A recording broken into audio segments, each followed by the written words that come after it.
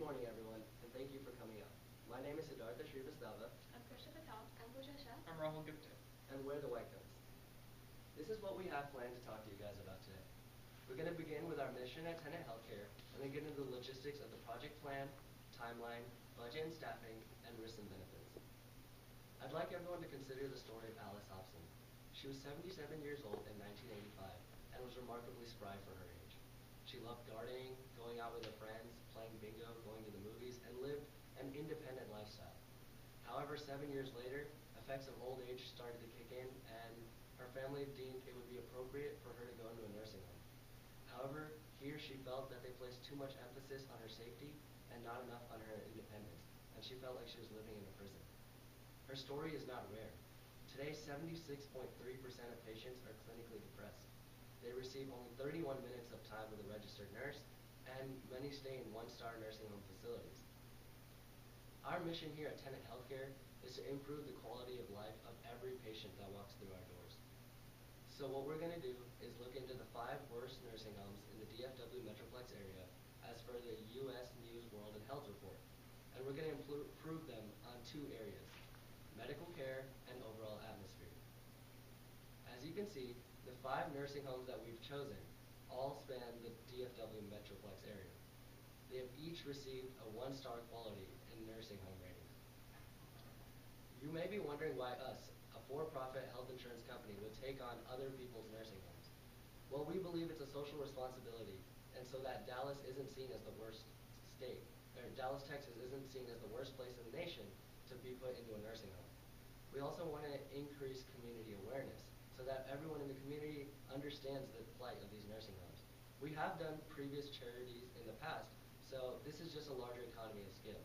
And finally, we want to increase standards of care so that other nursing homes can follow suit. Now I'm going to pass on the clicker to Pooja so that she can talk about how we're actually going to implement our plan. Thank you, Sid. So providing training to the nurses and caregivers is one of the most important changes that we will be implementing.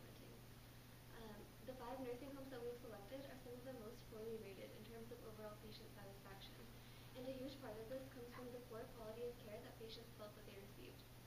Especially when working in a nursing home setting, there are certain qualities and skills that we here at Tenet believe all members of staff who regularly interact with the patients should possess. 2 of these are compassion and good interpersonal skills.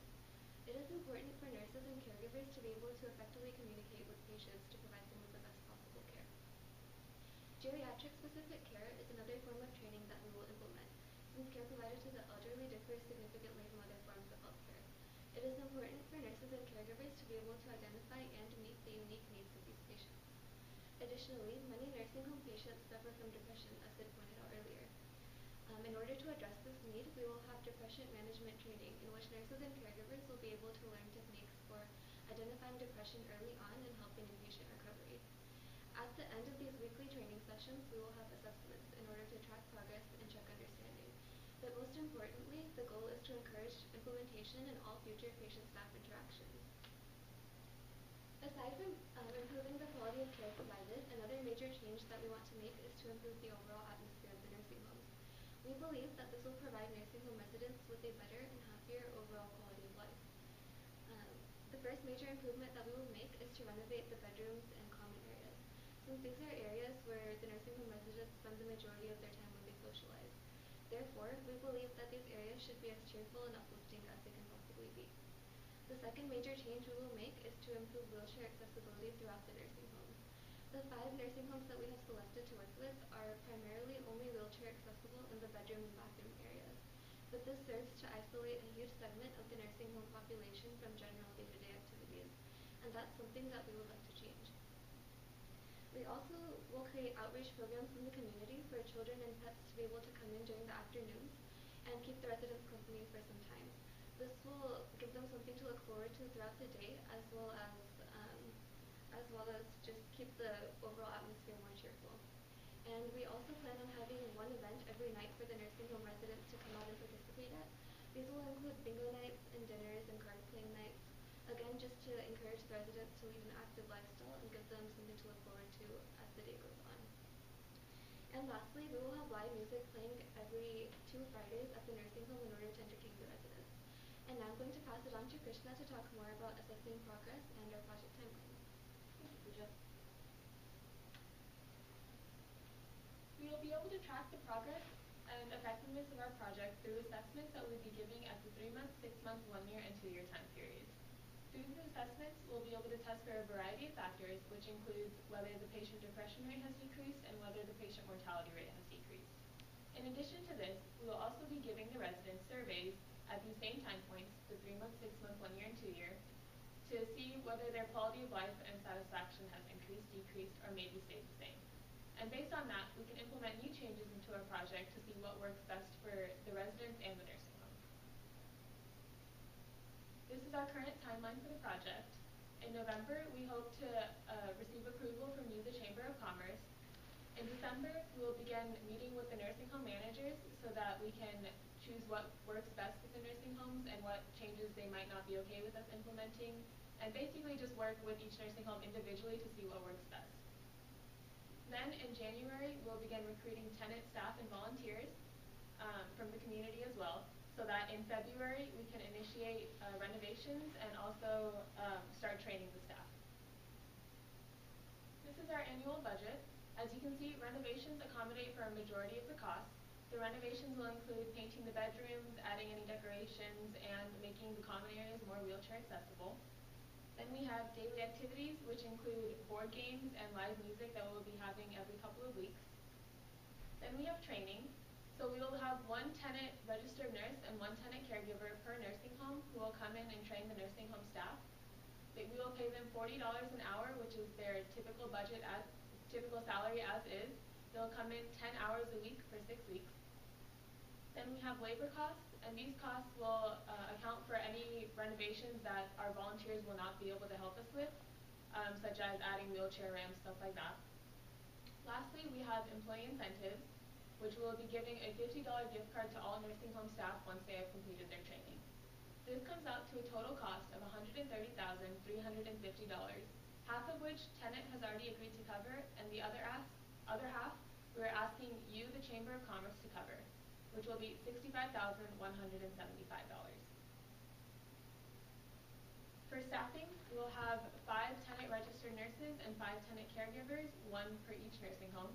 Then we will have 5 from tenant management who will oversee the assessments. And finally, we'll have volunteers from the community and tenant volunteers who will come in on an as-needed basis to help with renovations and after renovations have also finished. And now I'll pass it on to Rahul, who will go over risks and benefits and future goals. Thank you, Krishna. So listed above are the risks and benefits in this project. The first risk that we foresee in the community are patient allergies. So patient allergies could be towards pets, and we do hope to solve this problem by having hypoallergenic pets for these patients. In addition, another risk that we foresee in the community is volunteer liability. We will provide supervisors to supervise the children that will have shifts in our facilities.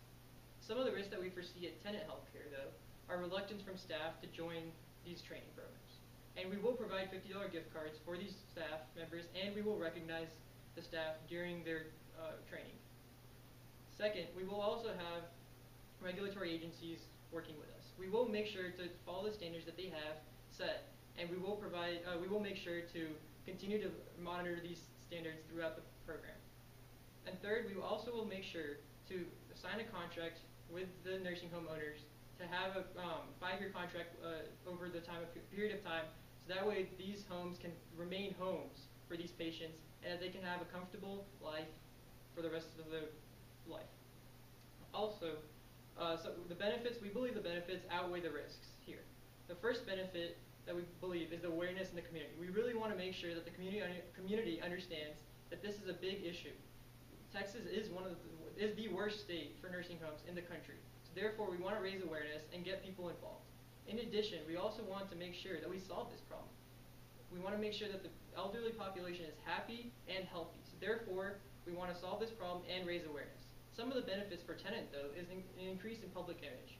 We really want to make sure that that tenant's mission is shown, and that through this community service project, which is provided at no cost to the homes, is also shown to other nursing homes, and therefore we expect a market share increase. We do expect these 5 nursing homes to come on board with us, but also other nursing homes that can implement the programs that we have implemented in this nursing home. So here, some of our future projects. The first future project is really partnering with a nonprofit organization. This will really increase credibility, and it will really allow us to reach out to the community and fundraise also as well. Our second thing is to make sure that we expand into other lower tier facilities in the state. We want to make sure that we make a big difference in the state, and we also want to make sure that we stay with our mission and continue to improve the lives of patients. Our third thing, though, is to have a fundraising event, and we really want to make sure that we continue to raise awareness. That's the #1 goal that we have here today, and we want to continue to do that through the fundraising event and continue to have financial support for our future endeavors. And fourth, we want to make sure that we